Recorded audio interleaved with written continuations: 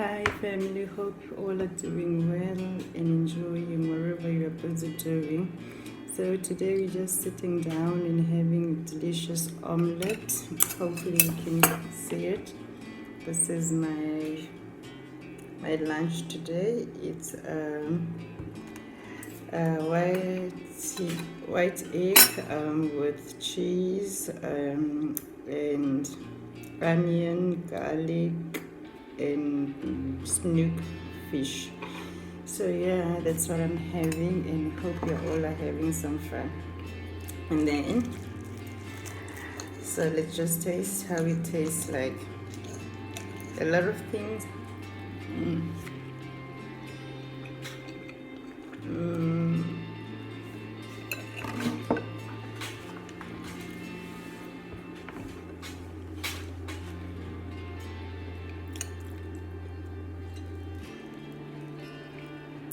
So a lot of issues or things happened this weekend, all from the clicks ad, which was about the black hair and so on. So a lot of solidarity was shown to the African hair community, and it is great. And also it also showed that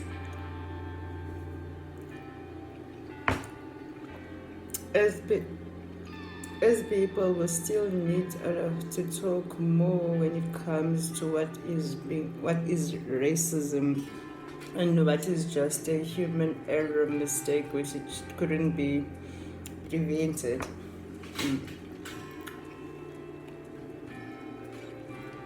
Because what confuses me the most now is when I go through social medias and all the different platforms. Some, yes, show solidarity towards the black hair community, and some just didn't understand what was the big deal, why African women felt like that whole clicks ad was against them or it was racist.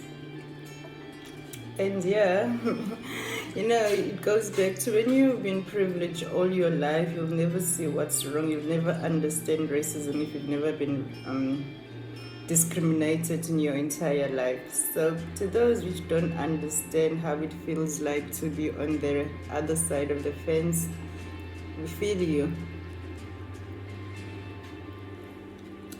But what irritates the most is to hear in this day and age how people are so ignorant on what is wrong or what is hurtful towards others.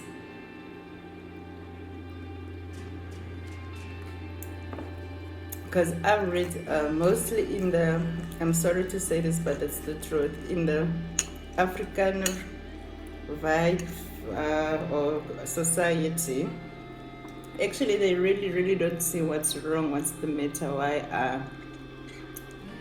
African hair people so up in arms with cliques. Because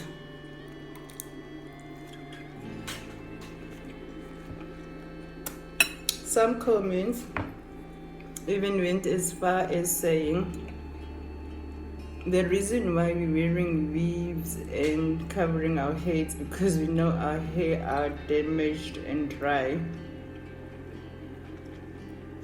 And I'm like, okay.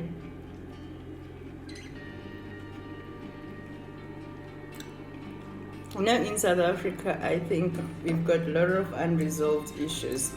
People always pretend as if everything is fine until that big hoo-ha, something happens, and everybody now that's when we can see everybody's true colors and so on.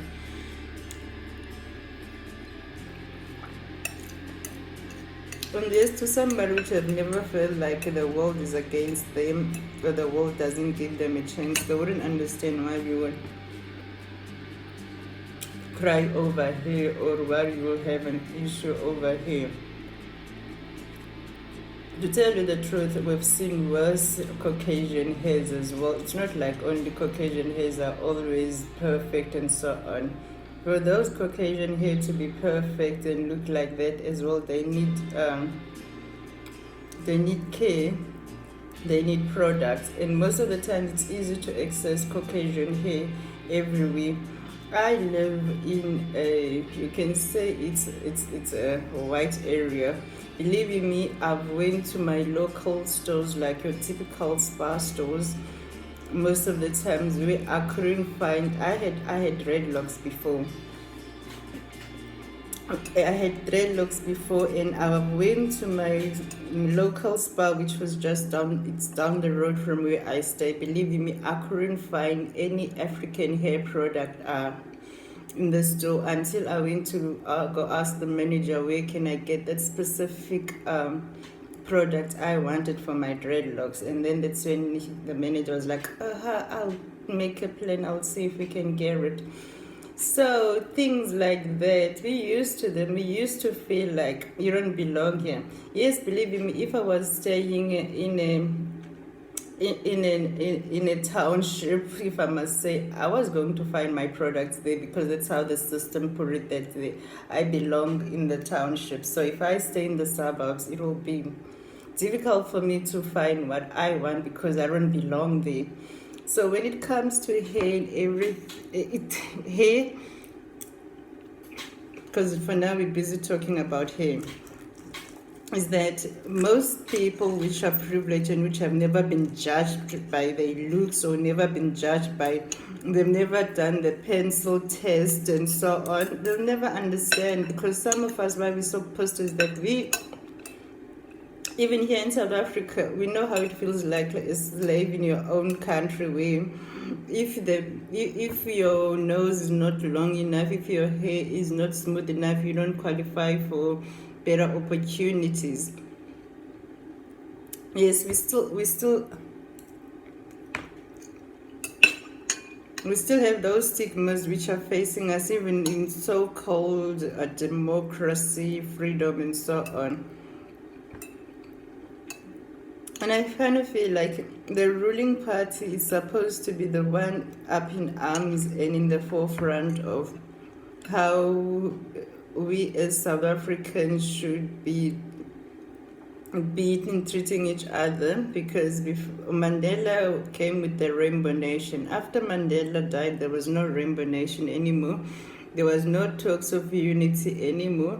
And we've seen from politicians, the first card they used to play when they were being asked questions about corruption and whatever wrongdoings they did, they used to throw the racist card. So to a point whereby the racist card became a shielding for most politicians.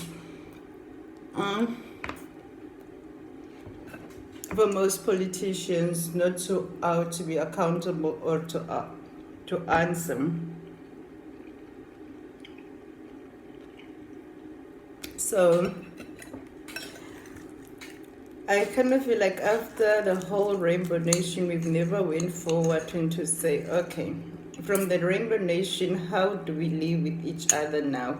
From the Rainbow Nation, how do I know that in South Africa, we've got different images, we've got different ideologies, we've got different understanding. Just because my neighbor doesn't speak the same language as me, just because my neighbor doesn't look like me, that doesn't mean that I'm more superior or than my neighbor.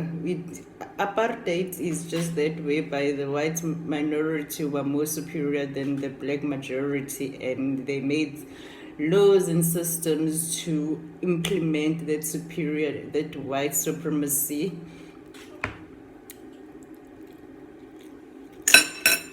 In South Africa. And even now that we've got the ANC in power for over these years, the majority, which are the blacks in South Africa, are still the majority which are living under poor, disadvantaged communities, and only few blacks which managed to go to school, got better connections, and got to manage to make it in life. But after 1994, if you are not politically connected, then you were nothing in South Africa. So I'm not sure what did we achieve after 1994. I'm still saying that because the reason why these retail stores, they still feel like white people are still rule supreme in South Africa, it's because of how things are in South Africa. Because every beauty product should at least have 4 looks: an African dark look, kind of like semi look, I don't know, but then we can't have one standard of beauty in South Africa from the colonizers. Come now. Anyway, I'm looking forward to see how this hair drama is going to unfold. I know that EFF now is up in arms, and they're the ones which are burning down the stores. I'm not saying that's the right way to solve the problem, because we can't keep on every time something comes up, we run and burn and scream and nothing gets to be resolved. We need to know what laws or rules we're going to implement